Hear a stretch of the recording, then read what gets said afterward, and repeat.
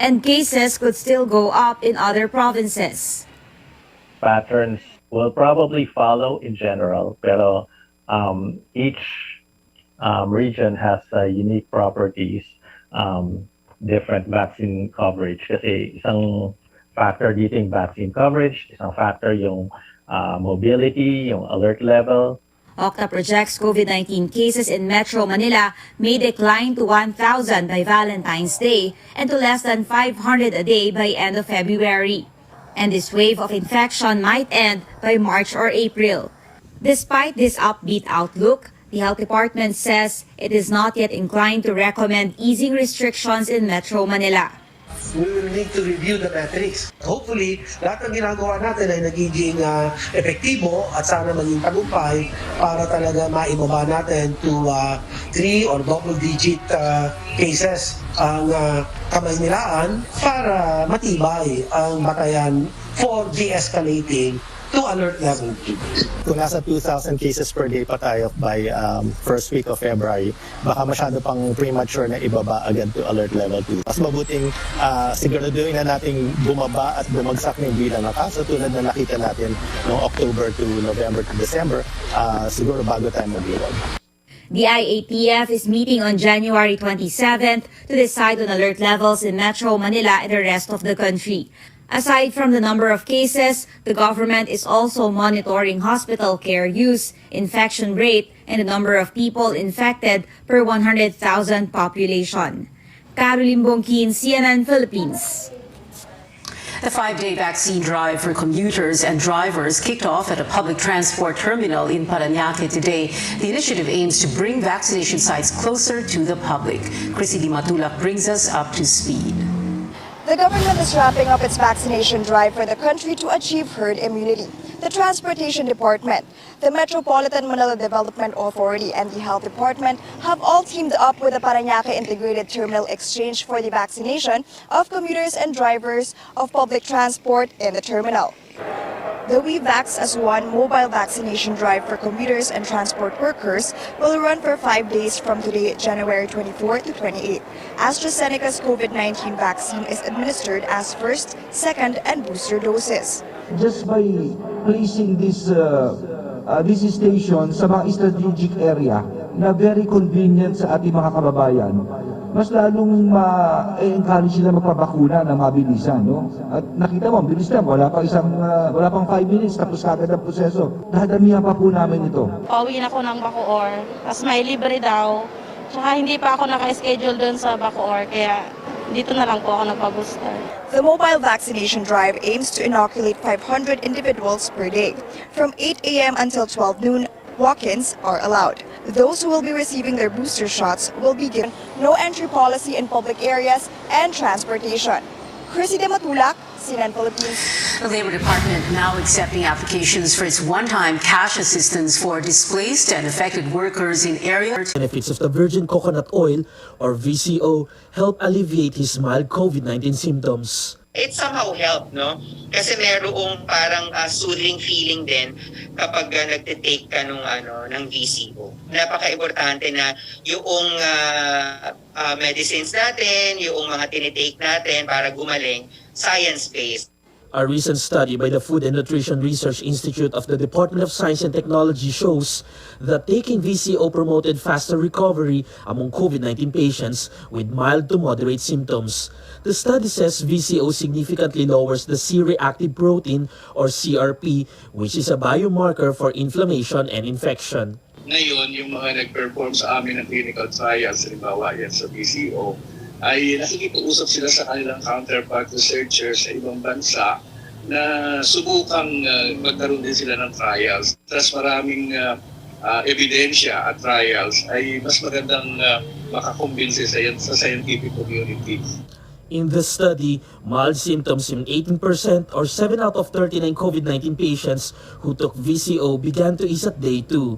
Signs and symptoms of all patients had disappeared at day 14. Meanwhile, all patients who did not take VCO were cleared of COVID symptoms only at day 26. Ang aming i-emphasize, ito ay adjunctive therapy or makadadagdag sa pagpapabilis ng resolution ng symptoms at sa pagbaba noong marker ng infection. Virgin coconut oil continues to undergo extensive testing by DOST as an adjunct therapy in managing COVID-19 symptoms, along with other products like Lagundi and other possible means to combat diseases in the time of the pandemic. Stanley Gete, CNN Philippines. In global headlines, China sees 72 coronavirus cases among personnel related to the 2022 Winter Olympics in its capital, Beijing. None of them so far are athletes. Authorities carried out a closed-loop system or a bubble, cutting off Olympic athletes and officials from the rest of the city. The Winter Games kick off on February 4th. Well, speaking of China, the East Asian giant showed off its military might on Sunday, sending 39 warplanes into Taiwan's air defense zone. That's after the United States and Japanese navies put on a massive show of force in the Philippine Sea. The U.S. Navy said they were training to protect a free and open Indo-Pacific region. Taiwan issued radio warnings and deployed defense missiles to monitor the warplanes. Taipei and mainland China have been governed separately for over 70 years, but Beijing insists the island is part of its territory. Ukraine braces for possible military action as more than 127,000 Russian troops gather at its border. The U.S. sent weapons to Ukraine and cut staff at its embassy in the capital, earlier warning that an invasion could be imminent. U.S. President Joe Biden again vowed swift and severe consequences against Moscow should it further invade Ukraine. Amid growing tensions, Pope Francis called for January 26th to be a day of prayer for peace. Presidential aspirant Bongbong Marcos says he will not disclose his SAL-N or statement of assets, liabilities, and net worth if he wins in the 2022 polls. And the Philippine Basketball Association Board agrees to resume the Governor's Cup next month, weeks after suspending games because of COVID-19. Details next.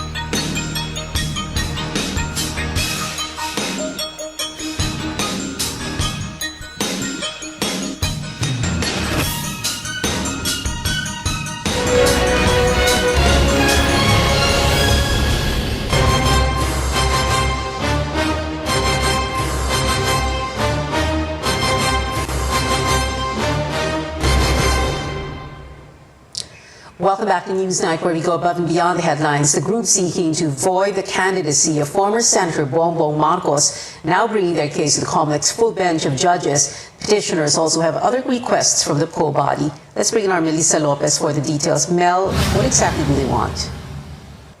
Pia, a human rights group represented by lawyer Theodore Te, has asked the 7-member COMELEC and bank to reverse last week's decision, junking their bid to block the presidential run of Bongbong Marcos. They also asked the poll body not to include Marcos's name from the ballots, though ballot printing already started over the weekend, and his name is among 10 presidential bets. The same group asked 3 COMELEC commissioners who are part of the division to inhibit from the review.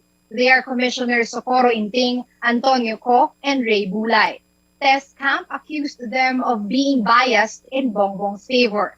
Te says the poll officials sound impartial and confrontational in their 32-page ruling last week. The group is claiming grave abuse of discretion when all 3 sided with Marcos and, quote, demonized the human rights defenders. If granted, there will only be 4 members left on COMELEC's full bench, but 3 of them are also retiring next month, including Chairman Sharif Abbas. And Commissioner Inting will serve as acting full chairman. She happens to be the writer of the decision now in question. Tess Camp also argues that the division was wrong to say that Marcos can run because the Court of Appeals did not impose upon him a perpetual ban from holding any government post. They claim such punishment is automatic for any violation of the tax code. Petitioners also insist that the commissioners made a mistake when they said that Bongbong did not deliberately lie in his COC to say he is qualified to run, despite knowing that he was previously found guilty for not filing his income tax returns. We have yet to hear when and how the poll body will tackle this appeal. Pia. Mel, is there an update on the COMELEC's plan to hold debates? And do they have the power and are they going to exercise that to require candidates to attend? Actually, COMELEC spokesman James Jimenez clarified over the weekend that while attending these public debates is not mandatory, candidates know just how big an opportunity it is to show their capability in answering or addressing national issues and in explaining their platforms of government. As of now, the poll body is still finalizing the rules and format of these debates, which we can expect the first COMELEC sanctioned event by the end of February. Pia, back to you. Melissa Lopez there reporting. Still on Marcos, the former senator does not plan to release his statement of assets, liabilities, and net worth, or SALN, to the public if elected to the country's top post. Marcos says the SALN can be weaponized by political rivals, citing the case of former Supreme Court Chief Justice Renato Corona. The remarks come even if Marcos had previously said he would be willing to publicize his SALN. Lahat ng politiko may kalaban eh. Pakakahanap yan, gagawa ng issue kahit na walang issue. We have to be more protective. You know, the SALN is actually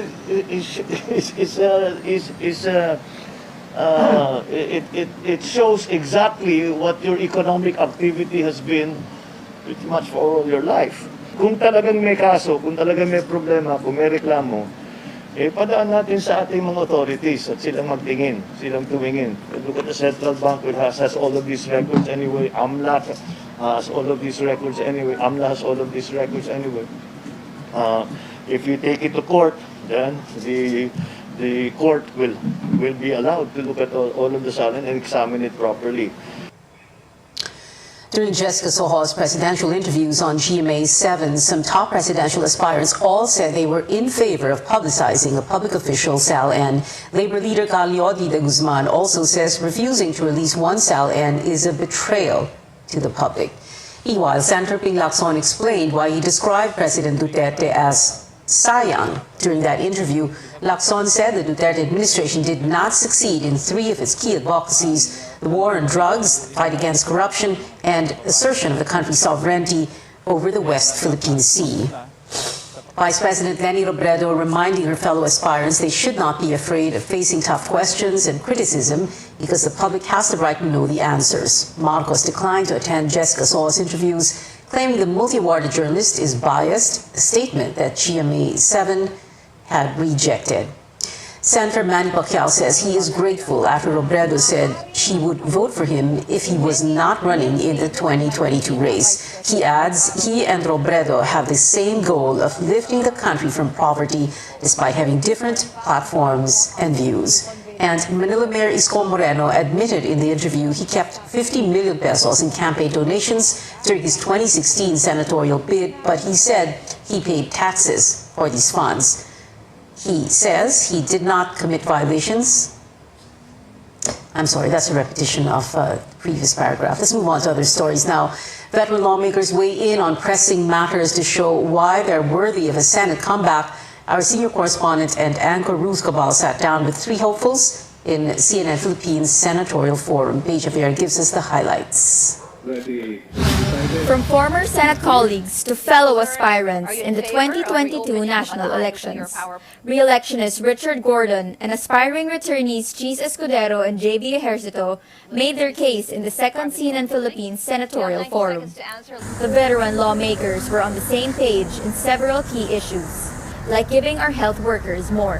Kung may batas man na gagawin, dapat isaklaw o isama ang temporary job order at contractual workers. Itaas natin ang kanilang kompensasyon o benefits ginagarantiyan ng Universal Healthcare Law. Dapat meron silang talaga mga break times na dapat talaga hindi ibababa doon. Kailangan dagdagan natin ang sweldo, kailangan dagdagan ng doctors.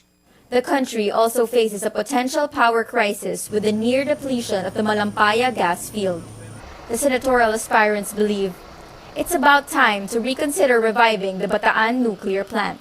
Neutral ako sa teknolohiyang importante lamang, ligtas ito, kayang bayaran ng sambayan ng Pilipino at makakatugon sa problema. Kaya ngayon pa lang, dapat tutukan na yan. Dapat tingnan natin ang cost-benefit analysis. Makakabuti ba yan? Kung this is a nuclear plant, I'm in favor of it in terms of magagamit natin yan. And ang nuclear energy ay mababa po ang cost, halos kalahati lamang. So it's about time we reconsider. No? And look into it, tignan muna natin. But of course, safety is the priority. More than 5 years since the country won the arbitral ruling over the South China Sea dispute, China remains defiant. Ejercito, Escudero, and Gordon believe the Philippines cannot enforce the Hague decision on its own. We can have forged alliances with Australia, United States, Japan, ASEAN neighbors in trying to maintain a zone of peace and free travel. We cannot deal with China one-on-one. Kailangan kasama natin ang ASEAN, kailangan kasama natin ang ibang bansa. And for security purposes, dapat talaga meron tayong alliances. Ang arbitral ruling ay hindi lamang laban sa interes ng China. Yan ang pangunahing rason kung kaya't mahihirapan tayong kumbinsihin ang ibang ASEAN countries. But while united in several issues, they were divided in some, like the Duterte administration's war on drugs, where only Ejercito was in favor. When asked what would be on their agenda if they returned to the Senate, here's what they had to say. Kung kaya po ako nagpasya na ako'y tumakbo muli sa Senado para talaga tapusin po ang UHC para mas magaling pakipakinabang sa ating mga kababayan. Pangunahing tututukan ko ang pagtugon sa pandemya, pagbibigay laya at mas malaking kakayahan para sa mga lokal na pamahalaan. Yung RICH bill, Regional Infrastructure Investment Coordinating Hub, na kung saan ay pagsasama-samahin natin yung mga lugar katulad sa Negros Island, sa Panay Island, doon sa mga regions, para sila mismo makakapag-imbita ng investments. The weekly senatorial forums aim to educate voters and give hopefuls a voice ahead of the elections. Aspirants can make their case, while Filipinos decide whether or not these leaders deserve a vote. Paige Javier, CNN Philippines. Catch the replay of the senatorial forum later at 8, only here on CNN Philippines. Now, the armed forces took huge strides toward modernization right before 2021 ended. David Santos tells us about the arrival of new defense assets and the acquisition of more big-ticket items for the Army. The armed forces ending 2021 with a bang, literally and figuratively. The Army getting 15 new armored mortar carriers or AMCs late December. Sourced from Israel, the AMCs are equipped with 120mm mortar systems. They're part of the mounted mortar acquisition project to expand the Army's fire support assets that will eventually include light tanks. We're very fortunate that even before the pandemic, the procurement process was already completed. So we're just awaiting for the delivery of the projects. Most of the Army's close to 500 armored assets are spread all over, except in Palawan, which is under the Navy's watch. This capability demonstration here in Tarlac gives us a first-hand experience on the many assets that the Armored Division of the Philippine Army used in their different operations all over the country, specifically in Mindanao, but more particularly during the Marawi siege. The armored carriers figured prominently during the 2017 battle in Marawi. The Defense Department recently announcing it is buying shore-based anti-ship missiles to help defend the nation's maritime borders. It will be supplied by Brahmos Aerospace of the Indian government, the deal worth 19 billion pesos. And with just months left in office, the Duterte administration also pushing for more big-ticket items. The DND signing the contract for 2 corvettes worth 28 billion from the same South Korean company behind the controversial 18 billion peso frigates. There is also funding for 6 offshore patrol vessels to be built by an Australian company worth 30 billion. President Duterte also approving to buy 32 additional Black Hawks from Poland with a price tag of 32 billion. This is aside from new Air Force assets that include 6 attack helicopters from Turkey worth 13 billion pesos. We expect the Attack 129, it's a close air support platform, helicopter, and of course yung ating medium lift aircraft for transporting our troops and their authorized passengers. All these, the military says, geared not only to protect the nation's security, but also to be used for government's response to disasters and the pandemic. David Santos, CNN Philippines. Coming up on Newsnight, updates on the much-awaited Miss World pageant with the announcement of the top 40 list. And Adele tries to heal fans' heartbreak after rescheduling shows through a surprise over the phone. Details when we return.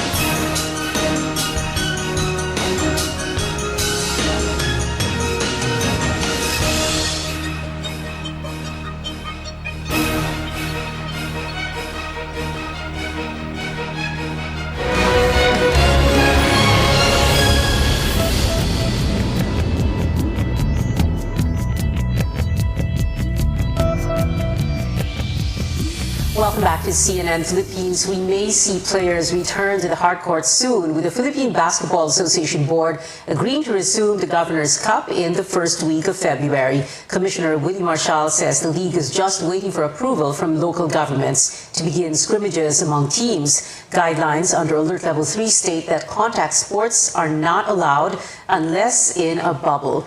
PBA suspended games earlier this month because of rising COVID-19 infections. Now, the race for the Miss World crown is heating up with a list of top 40 candidates already out. The country's bet, Tracy Maureen Perez, is among them as one of the 15 fast-track winners. This comes after triumphs in the Beauty with a Purpose and head-to-head pre-coronation challenges. With this, Tracy also advances to the top 30. Pageant body announced that only the top 40 will grace the Miss World stage in Puerto Rico this March 16. But they're hoping all countries will still join Coronation Night online. After postponing concerts in Las Vegas in the United States, Adele made it up to some fans with a once-in-a-lifetime treat, a personal video call. James Mason Fox, who flew in from Nashville for the show, posted a TikTok about his frustration over the rescheduling. This caught the attention of the English singer. Through Adele's Instagram account, James was told to get to a merchandise shop in Caesar's Palace. Shortly after that, one of the vocalist's employees held up a phone with Adele on the other end.